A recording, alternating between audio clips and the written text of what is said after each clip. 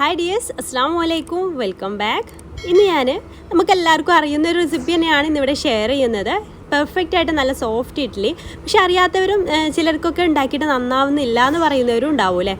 അപ്പോൾ ഒട്ടും ഫ്ലോപ്പ് ആവാതെ, അതുപോലെ ബേക്കിംഗ് സോഡ ഒന്നും യൂസ് ചെയ്യാതെ നല്ല പെർഫെക്റ്റ് സോഫ്റ്റ് ഇഡ്ഡലി എങ്ങനെയാണ് വീട്ടിലുണ്ടാക്കിയെടുക്കാമെന്നാണ് ഞാനിന്നിവിടെ ഷെയർ ചെയ്യുന്നത്. അപ്പോൾ അത് ഇഡ്ഡലി ഉണ്ടാക്കിയിട്ട് ഫ്ലോപ്പ് ആയവർക്കൊക്കെ ഈ റെസിപ്പി ഫോളോ ചെയ്താൽ മതി. കറക്റ്റ് മെഷർമെൻറ്റിലൊക്കെ എടുത്തിട്ട് ഫോളോ ചെയ്താൽ മതി കേട്ടോ. അപ്പോൾ ഈ പെർഫെക്റ്റ് ഇഡ്ഡലി എങ്ങനെയാണ് തയ്യാറാക്കിയെടുക്കുന്നത് നമുക്ക് നോക്കാം.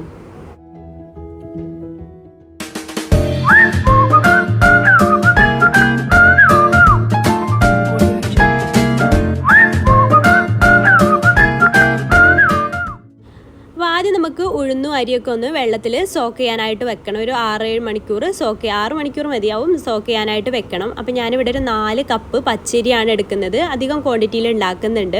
അപ്പോൾ പച്ചരിക്ക് പകരം നിങ്ങൾക്ക് ഇഡ്ഡലി റൈസും യൂസ് ചെയ്യാം കേട്ടോ. അപ്പോൾ 4 കപ്പ് പച്ചരിയാണ് ഞാൻ അതിലേക്ക് ഇട്ട് കൊടുത്തത്.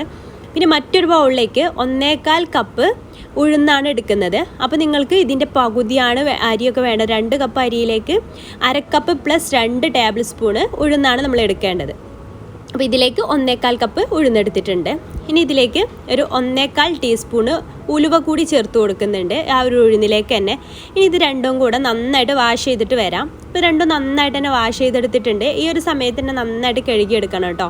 എന്നിട്ട് അതിലേക്ക് ആവശ്യത്തിന് അത് സോക്ക് ചെയ്യാൻ ആവശ്യമായിട്ടുള്ള വെള്ളം ചേർത്തിട്ട് അത് നമുക്ക് സോക്ക് ചെയ്യാനായിട്ട് മാറ്റി വെക്കാം. അത് മുങ്ങിക്കിടക്കാൻ മാത്രം വെള്ളം വെച്ചിട്ട് നമുക്കിത് അടച്ചു വെച്ചിട്ട് സോക്ക് ചെയ്യാനായിട്ട് മാറ്റി വെക്കാം.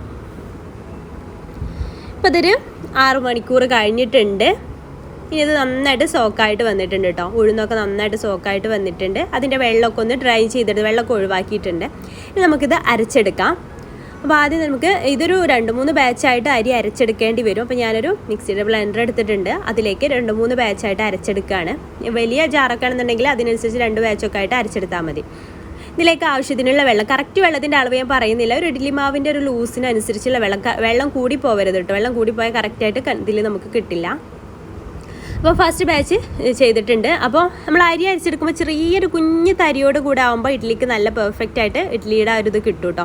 അപ്പോൾ ചെറിയൊരു കുഞ്ഞ് തരി ഉണ്ടായിരുന്നാൽ കൂടി പോവുകയും വേണ്ട. അങ്ങനെ രീതിയിൽ വേണം അരി അരച്ചെടുക്കാനായിട്ട്. പക്ഷേ ഉഴുന്ന് അരച്ചെടുക്കുമ്പോൾ നമുക്ക് അങ്ങനെ കുഞ്ഞ് തരി ഉണ്ടാകാൻ പാടില്ല. ഉഴുന്ന് നല്ല ഫൈനായിട്ട് തന്നെ അരച്ചെടുക്കണം കേട്ടോ.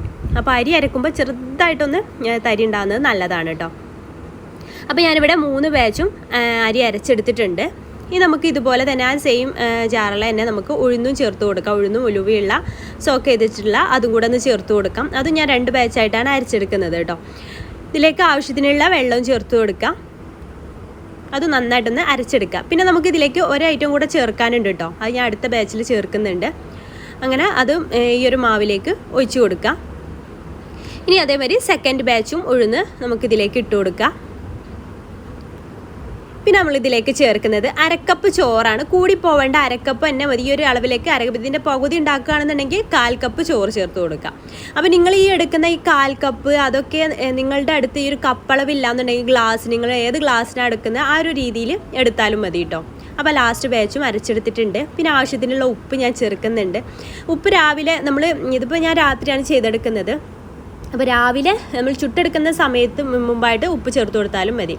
എന്നിട്ട് ഇതുപോലെ കായ് വെച്ചിട്ട് ഒരു 5-6 മിനിറ്റ് എന്തായാലും ഇങ്ങനെ ഒന്ന് ചെയ്ത് നോക്കുകൊണ്ട് കേട്ടോ. നല്ല ഫ്ലഫി ആയിട്ട് നമ്മുടെ മാവ് വരും. ഇതുപോലെ തന്നെ ചെയ്തെടുക്കുക. നമ്മുടെ കൈയല്ല, നല്ല വൃത്തിയായിട്ടുള്ള കൈ നന്നായിട്ട് വൃത്തിയാക്കിയ ശേഷം ഇതുപോലെ ചെയ്താൽ ഒരു കുഴപ്പമില്ല. നമ്മുടെ കഴിയാണ്, നമ്മുടെ വീട്ടുകാർ കഴിക്കാനാണ്. അപ്പോൾ അതുകൊണ്ടൊന്നും ഒരു ഇത് തോന്നണ്ട. ഇതുപോലെ ചെയ്തെടുക്കുക. ഒരു 5-6-10 മിനിറ്റ് ആണെങ്കിൽ 10 മിനിറ്റ് ചെയ്തെടുക്കുക. ഇതുപോലെ നന്നായിട്ട് മിക്സ് ചെയ്ത് വെക്കണം കേട്ടോ. എന്നിട്ട് ഞാനിതൊരു അടച്ചു വെച്ചിട്ട് ഞാനിപ്പോൾ ചെയ്യുന്നത് നമ്മുടെ അടുപ്പുണ്ടല്ലോ, നല്ല ചൂടുള്ള അടുപ്പിൻ്റെ അടുത്ത് കൊണ്ടുപോയി വെക്കുന്നത്. നല്ല ചൂടുള്ള ഏരിയ ഒക്കെ ആണെന്നുണ്ടെങ്കിൽ നന്നായിട്ട് തന്നെ ഇത് ഫെർമെൻ്റ് ആയിട്ട് വരും കേട്ടോ. അപ്പോൾ ഞാനത് അടുപ്പിൻ്റെ അടുത്താണ് വെച്ചിരുന്നത്. അപ്പോൾ ഇത് നന്നായിട്ട് തന്നെ പൊങ്ങി വന്ന് ഫെർമെൻ്റ് ആയിട്ട് വന്നിട്ടുണ്ട്. അപ്പോൾ ചൂടുള്ള ഏരിയയിൽ വെക്കാനായിട്ട് ശ്രദ്ധിക്കുക. അല്ലാന്നുണ്ടെങ്കിൽ റൈസ് കുക്കറിൽ വെച്ച് കൊടുത്താലും മതി. ഞാൻ അധികം റൈസ് കുക്കറിലാണ് വെക്കുന്നത്. പക്ഷേ ഇന്ന് അടുപ്പ് ചൂടുള്ളതുകൊണ്ടാണ് ഞാൻ അടുപ്പിൻ്റെ അടുത്ത് വെച്ചത് കേട്ടോ. ഇനി ഞാനിതുപോലെ നമ്മുടെ ഇഡ്ഡലി തട്ട് എടുത്തിട്ട് ഓയിലൊന്ന് സ്പ്രെഡ് ചെയ്ത് കൊടുക്കുന്നുണ്ട്. ഓയിൽ സ്പ്രെഡ് ചെയ്ത് കൊടുത്താൽ നമുക്ക് പെട്ടെന്ന് കിട്ടും. പിന്നെ ആദ്യത്തേന് മാത്രം ഇങ്ങനെ ചെയ്താൽ മതി. രണ്ടാമത്തേന് ഇതിൻ്റെ ആവശ്യമൊന്നുമില്ല. ഫസ്റ്റ് ടൈം ഇങ്ങനെ ചെയ്ത് കൊടുത്താൽ മതി. എന്നിട്ട് നമുക്കതിലേക്ക് നമ്മുടെ ഇഡ്ഡലി ബാറ്റർ ഒഴിച്ച് കൊടുക്കാം. അപ്പോൾ അത് പ്രത്യേകം ശ്രദ്ധിക്കുക. നമ്മൾ ഫെർമെൻ്റ് ആക്കാൻ വെക്കുന്ന സമയത്ത് നല്ല ചൂടുള്ള ഏരിയയിൽ തന്നെ വെക്കുക. ഞാൻ കഴിഞ്ഞ ഇതൊരു ദോശയുടെ വീഡിയോ ചെയ്തിരുന്ന സമയത്ത് റൈസ് കുക്കറിൽ ഇറക്കി വെക്കാനാണ് നിങ്ങൾക്ക് കാണിച്ചു തന്നിട്ടുണ്ടായിരുന്നത്. അങ്ങനെ ചെയ്താലും മതി, ഒരു ചൂടില്ലാതെ. അല്ലെങ്കിൽ ഓവൺ ഒന്ന് ചൂടാക്കിയിട്ട് രാത്രി ആ ലൈറ്റ് ഇട്ട് വെച്ചിട്ട് അങ്ങനെ ചെയ്തെടുത്താലും മതി. നല്ല തണുപ്പുള്ള ഏരിയയിലൊക്കെ ആണെങ്കിൽ കേട്ടോ. ചൂടുള്ള ഏരിയയിൽ അതിൻ്റെ ആവശ്യമൊന്നുമില്ല, പുറത്ത് വെച്ചാൽ തന്നെ മതിയാവും. അപ്പോൾ നമുക്ക് ഇഡ്ഡലി തട്ടിൽ ബാറ്റർ ഒഴിച്ച് കൊടുക്കാം. അപ്പോൾ ഇനി ഇതിലേക്ക് വെക്കുമ്പോൾ ശ്രദ്ധിക്കേണ്ട കാര്യം, നമ്മൾ വെള്ളം ആദ്യം തന്നെ വെക്കണം. എന്നിട്ട് നന്നായിട്ട് ചൂടായ ശേഷം വേണം അതിലേക്ക് നമ്മുടെ ഈ ഇഡ്ഡലി തട്ട് വെച്ച് കൊടുക്കാൻ. ചൂടാവുന്നതിന് മുമ്പ് വെക്കരുത് കേട്ടോ, അപ്പോൾ നമുക്ക് കറക്റ്റായിട്ട് ഈ ഒരു ഇഡ്ഡലി സോഫ്റ്റായിട്ട് കിട്ടില്ല. നന്നായിട്ട് ചൂടായ ശേഷം വേണം ഇത് അതിലേക്ക് വെച്ച് കൊടുക്കാനായിട്ട്.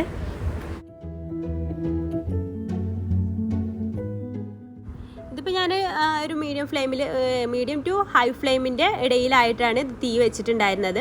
ഒരു 5-6 മിനിറ്റ് കൊണ്ട് തന്നെ ഇത് കുക്കായിട്ട് വന്നിട്ടുണ്ട്, നന്നായിട്ട് തന്നെ വന്നിട്ടുണ്ട്. നമുക്ക് പുറത്തേക്ക് എടുക്കാം. ഒന്ന് തണുത്ത ശേഷം അടർത്തിയെടുക്കാൻ ശ്രദ്ധിക്കട്ടെ, എന്നാൽ പെട്ടെന്ന് തന്നെ അതിൽ നിന്ന് വിട്ട് കിട്ടും. അപ്പോൾ ഇതൊന്ന് തണുത്തിട്ട്, നല്ലോണം തണുത്തിട്ടില്ല, ചെറുതായിട്ടൊന്ന് തണുത്തിട്ടുണ്ട്. അപ്പോൾ സൈഡൊക്കെ ഒന്ന് ഇങ്ങനെ വിടിപ്പിച്ച് കൊടുത്താൽ തന്നെ നമുക്ക് കിട്ടും. ഒന്നുകൂടെ തണുത്താൽ ഒന്നുകൂടെ പെട്ടെന്ന് കിട്ടും കേട്ടോ. അല്ലാന്നുണ്ടെങ്കിൽ ഒരു സ്പൂൺ വെച്ചിട്ട് ഇങ്ങനെ ജസ്റ്റ് ഒന്ന് ഇങ്ങനെ ആക്കി കൊടുത്താൽ തന്നെ കിട്ടും. ഇതുപോലെ എല്ലാ ചുറ്റുഭാഗവും അങ്ങനെ ആക്കിയിട്ട് എടുക്കുക. അപ്പോൾ അതാ നല്ല പെർഫെക്റ്റ് ആയിട്ട് നല്ല സോഫ്റ്റ് ഇഡ്ഡലി ആയിട്ട് നമുക്ക് കിട്ടിയിട്ടുണ്ട്. ഇതുപോലെ എല്ലാം ഒന്ന് ചെയ്തെടുക്കുക.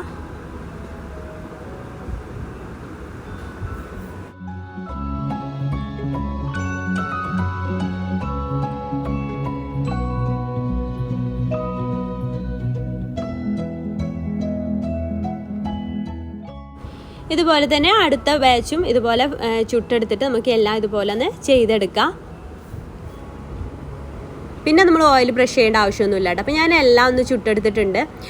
അപ്പോൾ നമ്മുടെ സോഫ്റ്റ് ഇഡ്ഡലിയാണ്, ബേക്കിംഗ് സോഡ ഒന്നും ചേർക്കാതെ നല്ല സോഫ്റ്റായിട്ട് നമുക്ക് കിട്ടും. അപ്പോൾ ഈ ഒരു റെസിപ്പി ഇതുപോലെ ഇതേ മെഷർമെൻറ്റിൽ ഫോളോ ചെയ്ത് നോക്കുക. കപ്പളവില്ലാത്തവർ നിങ്ങളുടെ കയ്യിലുള്ള ഏത് ഗ്ലാസ്സിലും ആ ഒരു സെയിം റെസിപ്പി മെഷർമെൻറ്റ് ഫോളോ ചെയ്തിട്ട് തയ്യാറാക്കി നോക്കിയാൽ മതി. അപ്പോൾ ഈ വീഡിയോ നിങ്ങൾക്ക് ഇഷ്ടമായിട്ടുണ്ടെങ്കിൽ ലൈക്ക് ചെയ്യാം. അതുപോലെ തന്നെ മറ്റുള്ളവരിലേക്ക് ഷെയർ ചെയ്യണത് താല്പര്യം ഉണ്ടെങ്കിൽ ഷെയർ ചെയ്യാനും മറക്കരുത്. അപ്പോൾ ഇൻഷാല്ലാ പുതിയൊരു നല്ല റെസിപ്പിയായിട്ട് നമുക്ക് അടുത്തൊരു ദിവസം കാണാം. താങ്ക്